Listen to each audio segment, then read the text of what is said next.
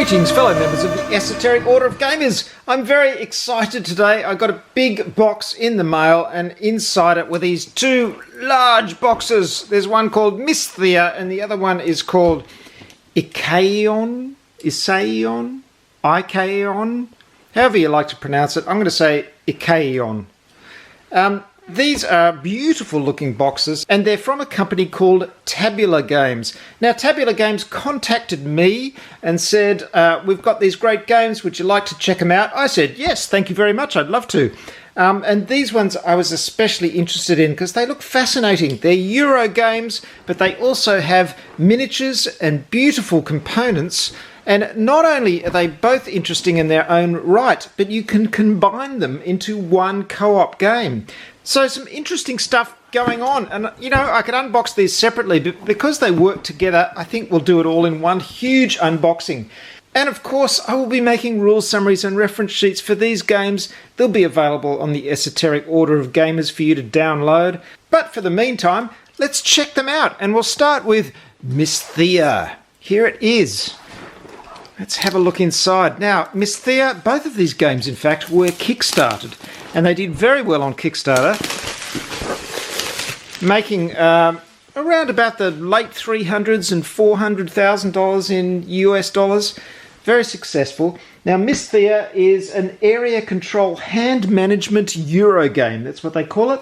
And it's set in this fascinating world of floating islands which you explore.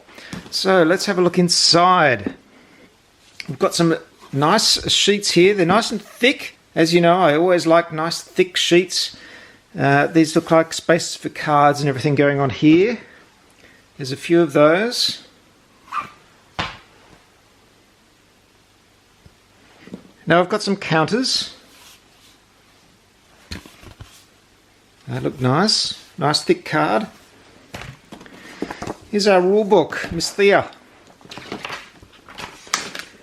Lots of components there. Nice looking design, nicely laid out. I've heard this compared to Blood Rage, among other games. It consists of a number of ages, and there's card management and things like that. Various monsters that you meet. Ooh, this looks nice. Lovely artwork. Look at this beautiful artwork throughout. These look great. There was one criticism I heard early on about this game, and that was that it had a lot of iconography that was hard to decipher. They've solved this problem by making available decks with text on them as well. So these are the extra decks. So you can in fact play the game with the cards with descriptive text on them, and then once you get to know the game, you can swap it for the cards with just icons on it, which is a really nice idea and makes them less cluttered.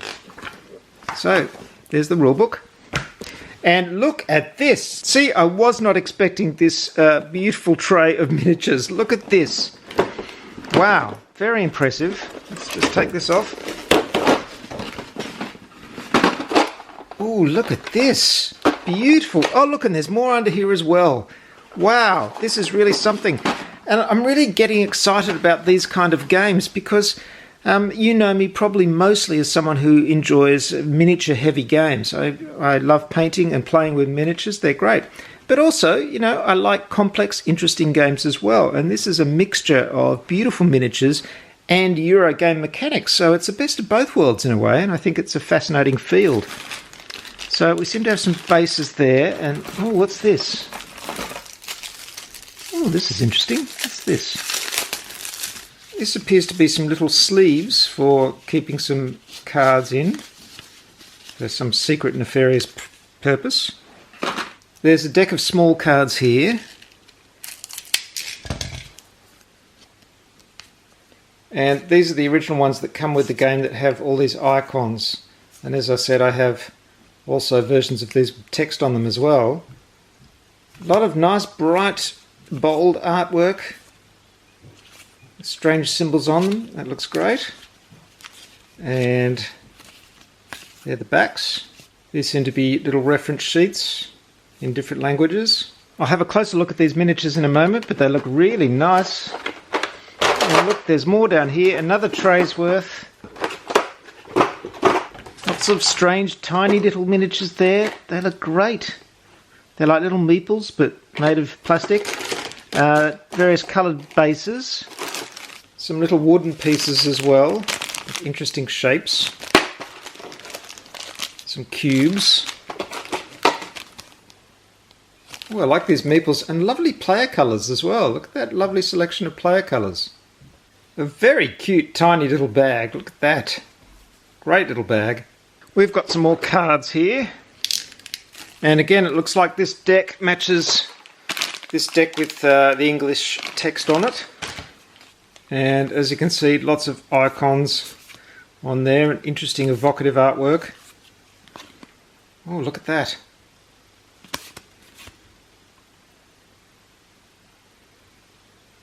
Very interesting art.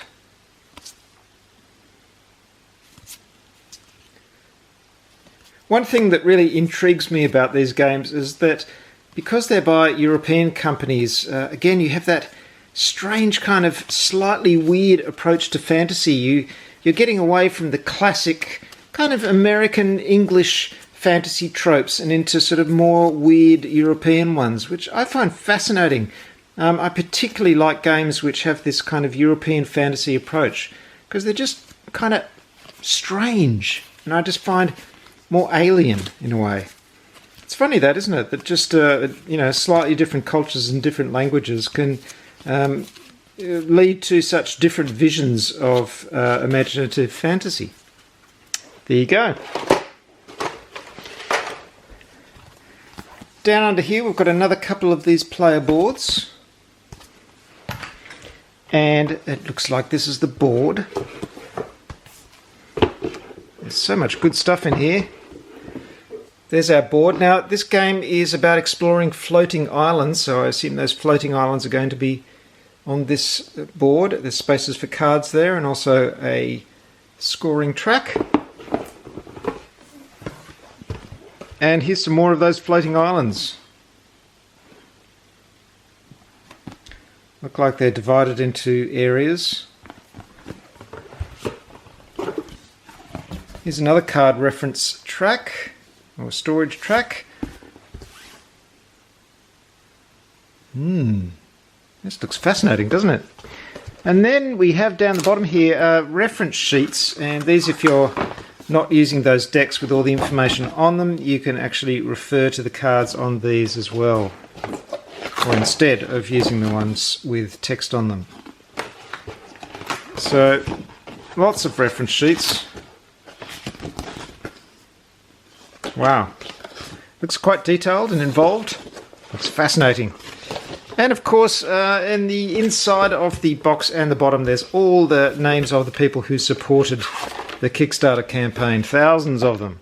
Now, I only have one small gripe at this stage, and that is, even though I've got this lovely storage system, if I put these into sleeves, and there's quite a few of them, but if I do sleeve them, they're not going to fit in that space. But I don't know, there's a lot of cards here. I don't know if I will get around to sleeving them all. But still, it's a good thing if people are aware that some of us like sleeving our cards. Okay, let's look at some of these miniatures. Now, we've got these kind of golem creatures. I don't know what any of these things are called yet, but they look great. Again, they've got that sort of, European forest alien kind of feel. Very interesting. We've got those. There's another form of kind of rock crystal creature there. It's otherworldly, yet fantasy, yet kind of traditional European fantasy as well. Bit of a grab bag. And I must say, these miniatures are fantastic. Look at this. Really weird, really interesting. There's a whole lot of characters here.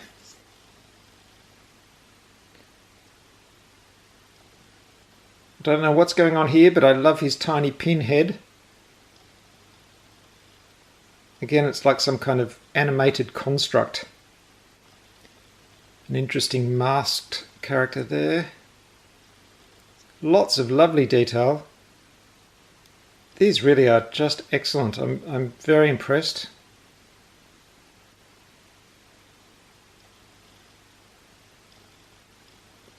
This guy's great. Look at the size of that shield. What a fantastic shield. Imagine trying to carry that around in battle. And now some very original and bizarre beasties. This is like a kind of torso-less minotaur kind of creature. A strange kind of ogre with multiple mouths. Some kind of mutant. This thing is very creepy.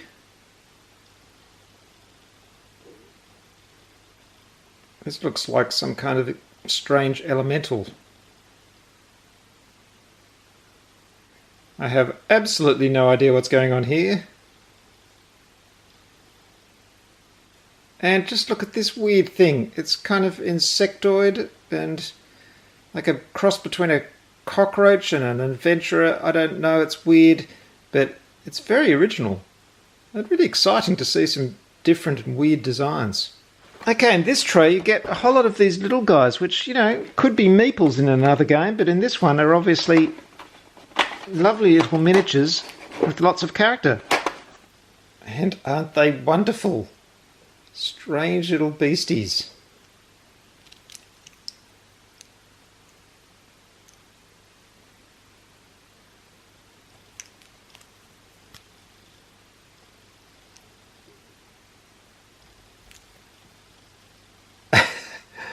That is great. Well, that's Mysthea, and I've got to say I'm really intrigued. It looks great. Some interesting artwork, some lovely miniatures, Euro mechanics mixed with all that. It looks fascinating. That's Mysthea. Let's get on to the next one. Here it is. It's called Ikeyon.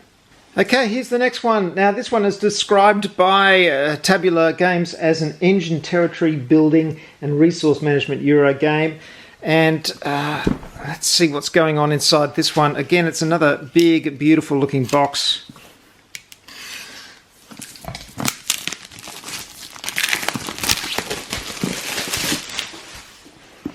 With this lovely, weird, stylized kind of art. Also, it's got quite a subtle highlighted varnish there. Just an interesting little effect. Let's open this one up.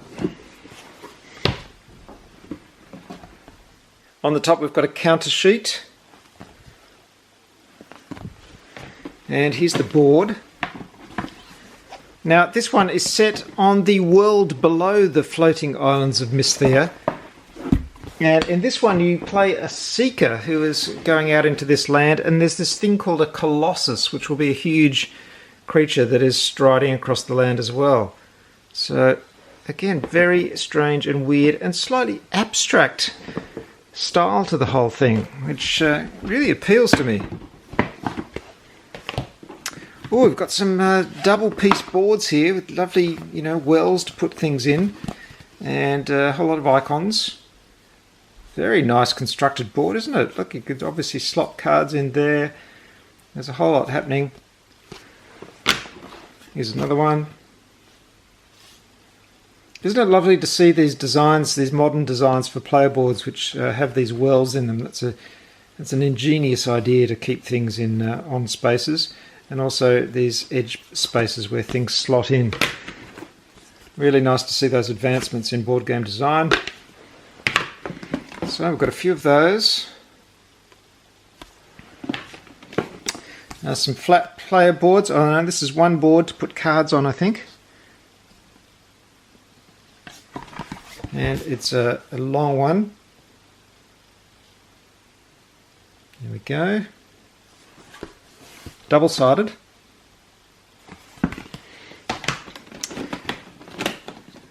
Here's our rule book. This strange colossus thing.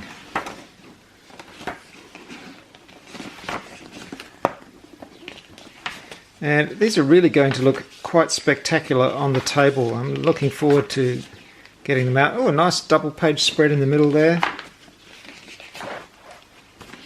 Lots of reference on the back. This is good, reference for the different miniatures. Very interesting, all the different cards. That looks great. Kickstarter backers. Aha, miniatures. So, and this time they're coloured. It's have a look at those in a moment.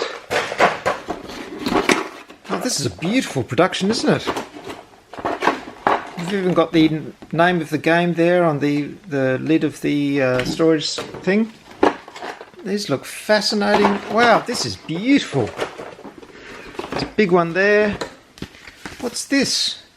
Ah, so this is Mysthea the Fall Conflux kit. So this kit is the instructions for bringing both games together into one co-op game, which is, you know, a great idea. Releasing two games and then giving you a third game by combining the two. And look at this, it's a whole new rule book. I've got a lot of work to do to make rule summaries for all this. It's going to take quite a while.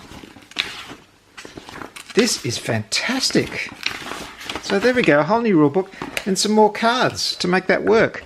Now, I think that's a brilliant idea and is so much better than just releasing, you know, expansions. Expansions are good, but to take two existing games and then in the second game give you the rules to make a third game is pretty astonishing. I think that's beautiful stuff. And look, little touches like putting the artwork in the bottom of the box. That's a shame to cover that up with an insert, isn't it? It's beautiful. I'm very, very impressed with this production. I'm very, very glad this company contacted me because this stuff looks great. So what have we got here? Let's look at all these bits. Very nice trays. I love the storage. We've got heaps of gems, different colours. That looks great. Some very nice wooden pieces with the design on them.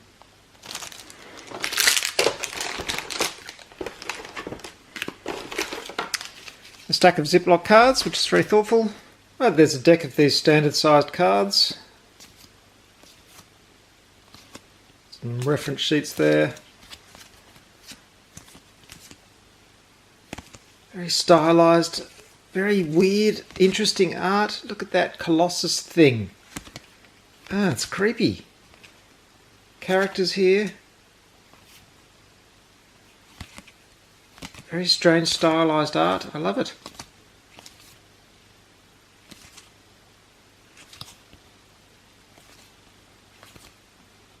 Then there's this deck of smaller cards.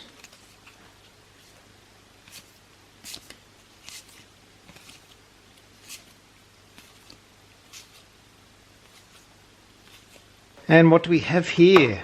Some strange looking things. Now these are these weird machines that you build. And presumably all these machines have different abilities and powers, but there's some strange looking designs. Lovely colours again. I like these player colours. I don't know if I'll paint these because these colours are so good and they're obviously so tied to the player colours. These strange things. It's a weird thing with multiple faces. So it looks like we've got, yeah, the 4 different designs there. Each of which comes in those different colours. And then in here, in these Ziploc bags, we have what I think are called parasites, which are strange things that the Colossus drops as he crosses the land, or it crosses the land. Weird looking things. And they appear to come, look, they're all different designs as well. Wow. Very thematic. This one's almost a face or not, I don't know, but it's very creepy. Strange little thing. Here's another design. And finally this one. And then a lovely bunch of individual character designs. Very interesting, very detailed.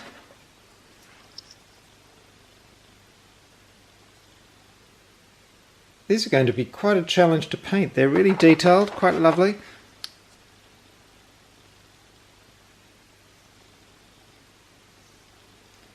And again, I don't know if it's just me, but I really see the difference. This is strange. I don't know, that fits into something obviously.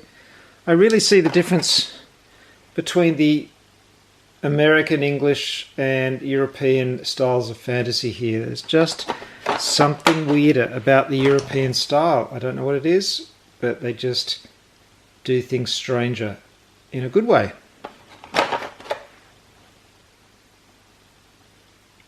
That is fantastic. Look at that miniature. Look at the character in that.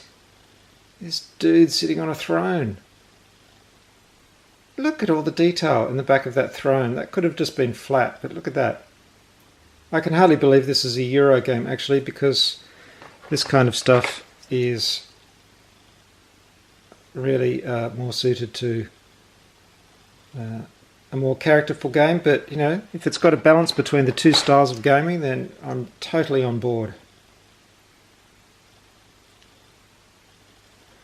And then these surreal objects. Look at it.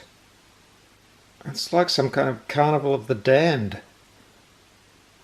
Oh, that's a hand. How weird.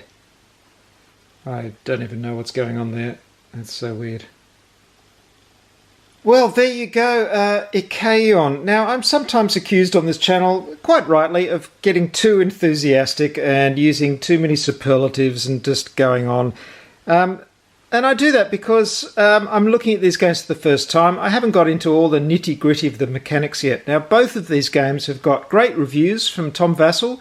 So while I have yet to play them, I know that they're going to be pretty good, and it'll be interesting to see if they gel with my particular playstyle. But that aside, these are unboxings. These are the first time I've seen these games, and I'm really, really impressed. And this is from a company I'd never heard of that has done a couple of Kickstarters. Yes, they've been very successful Kickstarters, but they are churning out what look like stunning, stunning games. Do they play as well as they look? Well, I will be letting you know, because I'll be playing these games and letting you know what I think. But I'll also be making my rules summaries for them. And as always, my rules summaries are going to be available on my website at orderofgamers.com, where you'll find hundreds of rules summaries for all your favourite games. And they're all professionally designed and make games easier to play.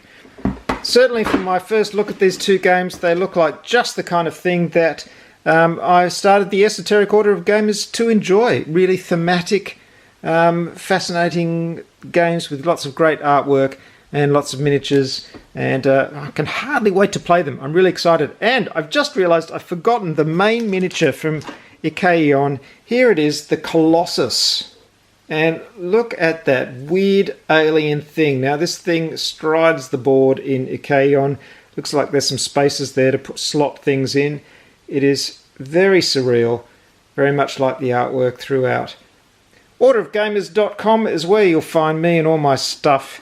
And of course, if you enjoy what I do, please subscribe to this YouTube channel. And don't forget to hit all notifications. And also, if you really enjoy my stuff and you want to support all my rules summary work and everything else, please visit my Patreon page. It's at patreon.com/esotericorder. Thanks for watching, and look out for more stuff about these great games. See you next time.